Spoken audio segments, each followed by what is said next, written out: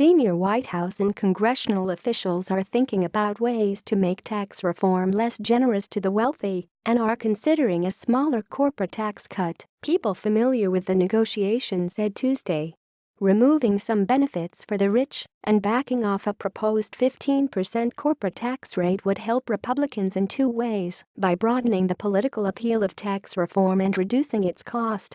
But stark differences remain among the Big Six negotiators over numerous details, including the total size of a tax package.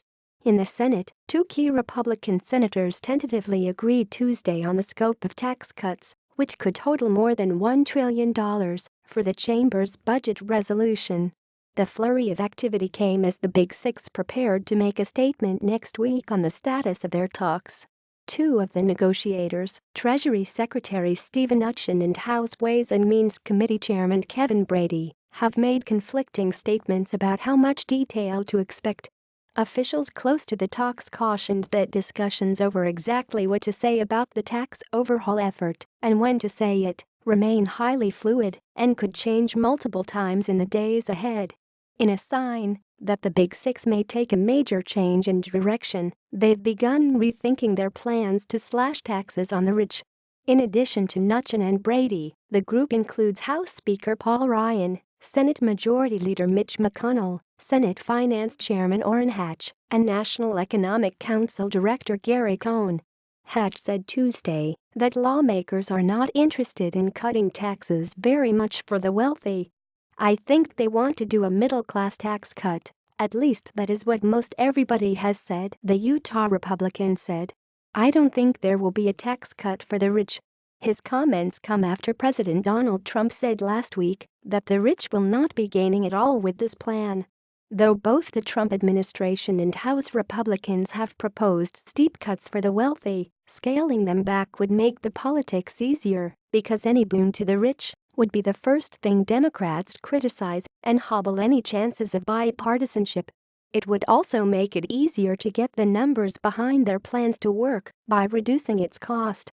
"Trump seems to be more interested in Democratic positions on taxes," said Representative Richard Neal of Massachusetts, the top Democrat on the Ways and Means Committee. "It seems to be pretty clear that he's not headed toward 2001 and 2003 style tax cuts. But it would also mean radical changes to the tax plans on which many Republicans ran in last year's elections. It would likely disappoint traditional supply-siders eager to flatten the tax code by reducing rates as much as possible.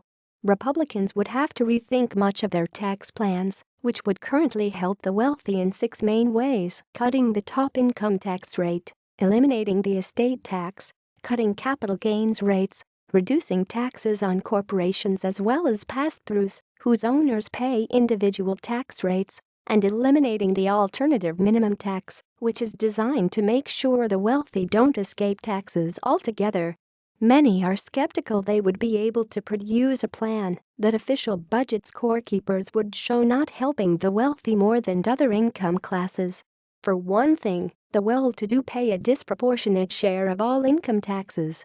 What's more, it's hard to cut taxes on the middle class without helping the rich because the U.S. tax system taxes earnings in steps, regardless of how much people earn in total. So if lawmakers, say, cut the 25% bracket, that helps people earning $60,000 and $60 million. In addition, the Congressional Joint Committee on Taxation believes that cutting the corporate tax rate, a top priority for Republicans, will mostly benefit companies' shareholders who tend to be high earners. Trump has been consistent in his desire to push the top corporate rate down from 35% to 15%, and that remains his goal, people close to the matter said. But the Big Six are aiming to show some flexibility in the document set for release next week, while acknowledging that talks have moved on to a number higher than 15%. People close to the tax reform process believe any final legislation would have a corporate rate between 20% and 23%, if not slightly higher.